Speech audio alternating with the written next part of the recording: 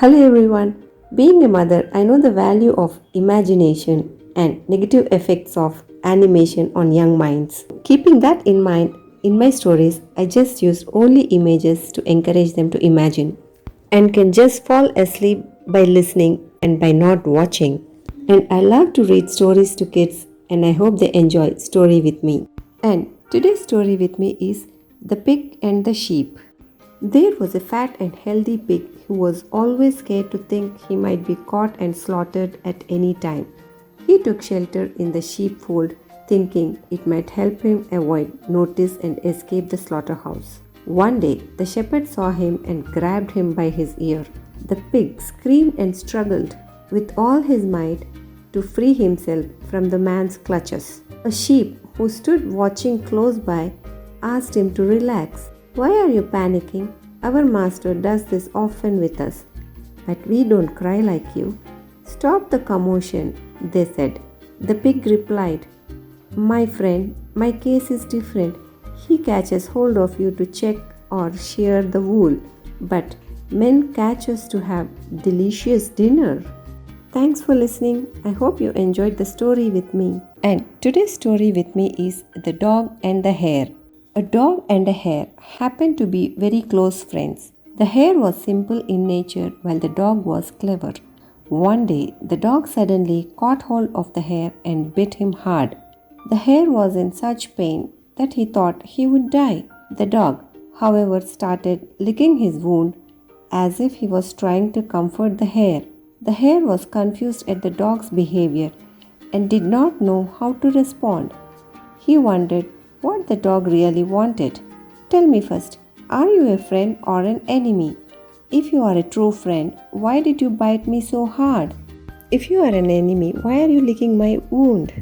Either kill me or free me so that I can live a life of my own. A dubious friend is worse than an enemy. Thanks for listening to the story with me. And today's story with me is The Mighty Fish. A long time ago, there lived a kind, pious fish. Then there was terrible drought. The lake dried up and many water creatures lost their lives. Seeing the great danger they were all facing, the pious fish decided to do something to save himself and the others.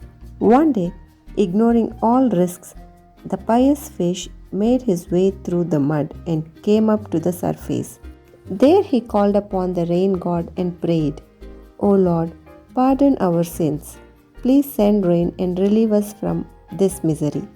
Such was his cry that it shook everything from hell to heaven, and God's heart filled with compassion. He sent heavy rains to the earth, and thus the great fish and his companions were saved. Thanks for listening to the story with me. And today's story with me is The Wild Boar and the Fox. A wild boar was whetting his tusks against a tree trunk. A fox saw him and wondered why the silly creature was preparing for a fight when there was no danger around. So he went up to the boar and asked, Why are you whetting your tusks, dear friend? Look around. Is there any hunter or fierce animal? In fact, there is no danger at all. So I think what you're doing is totally useless. The boar looked at him and remarked patiently, Oh, my dear friend, when danger arrives, it arrives suddenly, and when it comes, I may have something else in my mind instead of whetting my tusks. As you know, it's too late to whet the sword when the trumpet for war blows. Thanks for listening. I hope you enjoyed the story with me.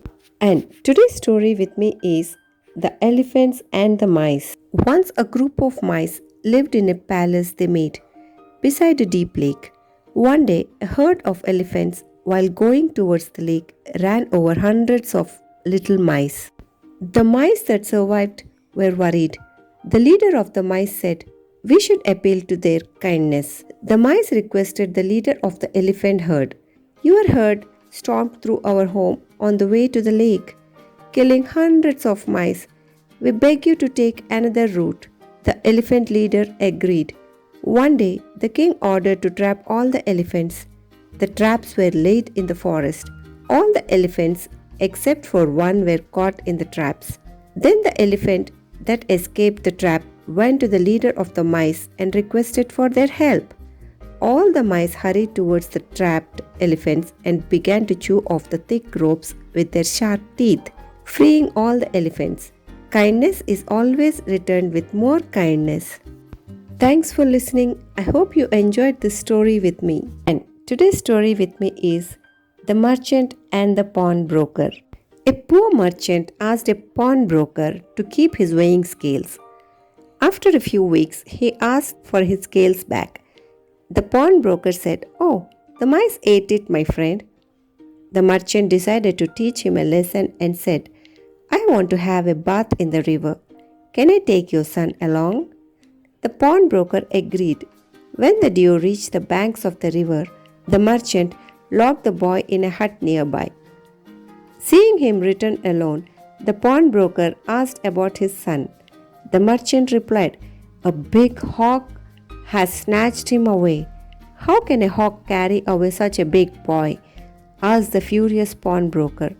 "If mice can eat an iron weighing scale, then a hawk can surely carry away a boy," the merchant replied. The pawnbroker at once returned the scales. The merchant released his son. Thanks for listening. I hope you enjoyed this story with me. And today's story with me is The Lion and the Three Bulls. Once upon a time, there were three bulls. They were very good friends. They grazed together in one another's company and shared everything among themselves, without malice or grudge.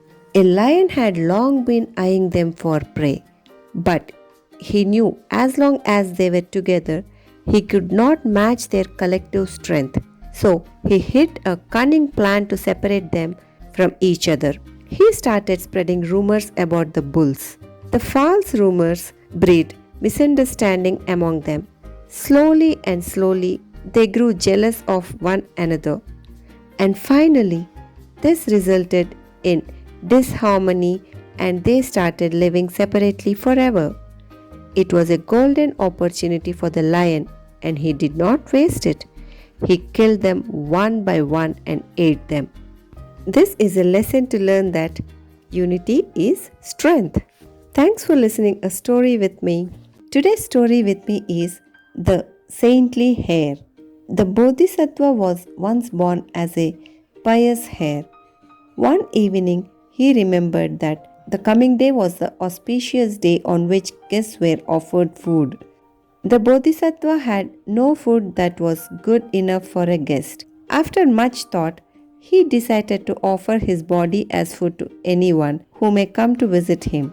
Sakka, the king of gods, learning about Bodhisattva's resolve, appeared to test his strength of character. He took the guise of a Brahmin and pretended to be in need of food. The Bodhisattva then lit a fire by striking two stones and jumped into the raging flames. Sakka was stunned by this act of sacrifice. Sakka, in his honor, adorned the moon with the hare's image. Thanks for listening the story with me. To listen more stories with me, please like, share and subscribe to my channel. And don't forget to hit the bell icon to be notified for my every new upload. Till we meet with my next story, until then, bye-bye.